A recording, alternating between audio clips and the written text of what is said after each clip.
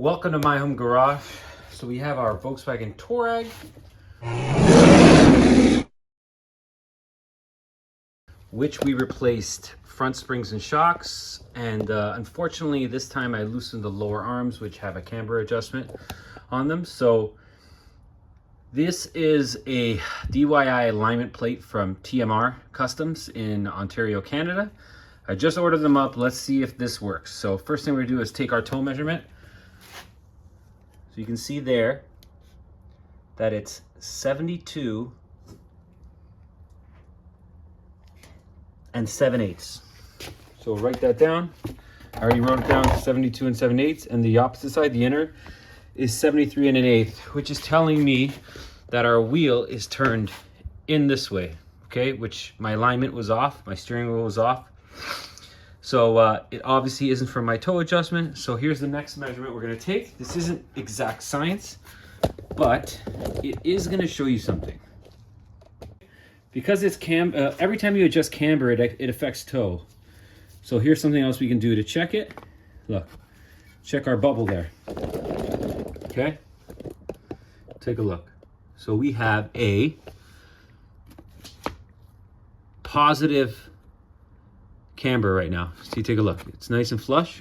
Okay, this isn't exact science, but look, if I tilt it, that's positive, this is 0, and this is minus. So we actually need this control arm. This control arm has 2 adjustments.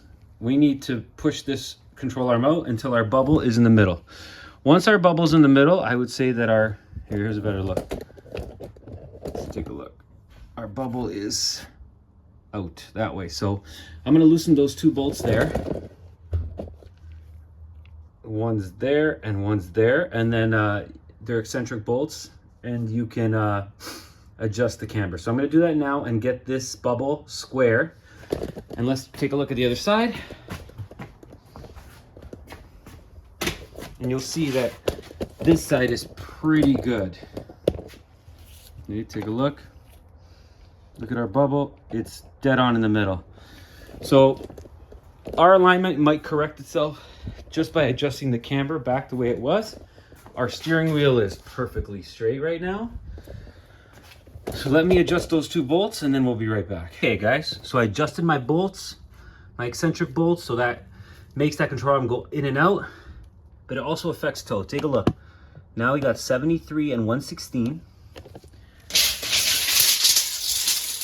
Okay, now I'm gonna slide it on the other bracket on the other side. Take a look. 73 and 1/16. Okay, so we are, right now, if I tighten everything up, we should be bang on and my alignment should be straight. And I don't even need to adjust my toe, which was fine before I did this repair. So that kind of proves to me that the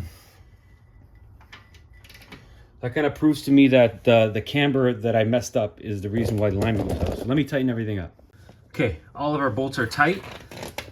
So our alignment, we'll double check it again and put our steering wheel straight again, make sure everything's okay. Let's go in the vehicle and make sure the steering wheel is still straight, which I believe it 100% is. Take a look. Well, that's kind of hard to see. It's straight, guys, trust me.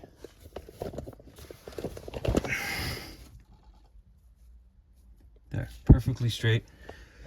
Okay, we'll have to double check again because it might have moved a little bit. So we just get our trusty measuring tape out.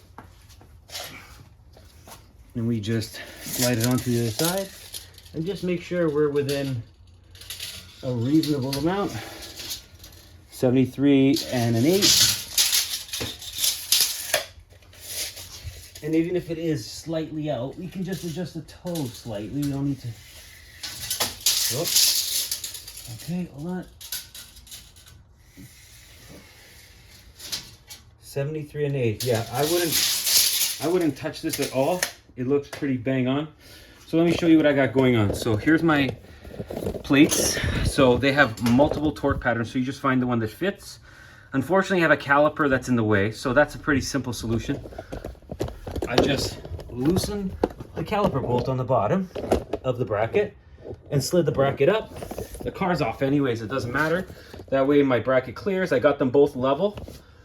So you get your level, you make sure they're both pretty level. So unfortunately this one isn't level right now. So let's just get this thing level and then we'll double check our measurement again. Okay. Give me a second, guys. So let me check my other side.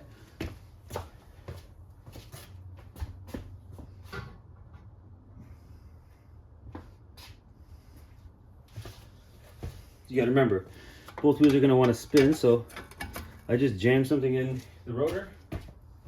That way I can get this one level again.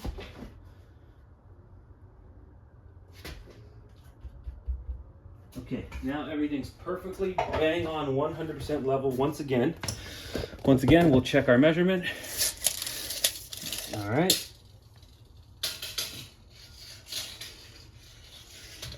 As you can see on the other side, you're hooking on this side and pulling that way. Okay, now we got 73 1/8 plus. So let's see here. All right. This one is 73 1/8 plus. So we are bang on. We can take these plates off now.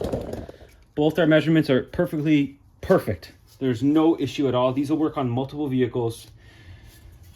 These ones are aluminum. You can get steel ones, you can get coated ones, but I figured the aluminums will be light, they'll be durable, I can paint them if I like. So yeah, I'm happy with them. Let's go see if the car drives straight, which it wasn't after I finished all this work. But you got to remember, you got to support the suspension on the front and rear. I got the whole suspension supported, so it's like it's on the ground. You got to simulate like the vehicle's on the ground, right? By elevating the suspension, so that's what I did. Now we just pull these off. The aluminum ones a little bit more money, but like, look how light they are. And they're perfectly straight. They look great. All right, guys, quick video. Okay, so we're out on our test drive. I don't know if you guys can see the steering wheel well. Okay, ready? Here's a straight stretch of road. And this thing is bang on. No hands on the wheel. Yep, before the steering wheel was tilted to the right because the camber was way off. And that is proof that camber can affect tow. That's why you set your caster, which is rarely adjustable on cars. Second, you set your camber. And third, you set your tow. And you should always start in the rear first and move to the front. And that's how you get a perfect alignment. We only messed with the front, but next time when we do the rear shocks, if we have to mess with any alignment angles, we'll adjust those as well. Thanks for watching.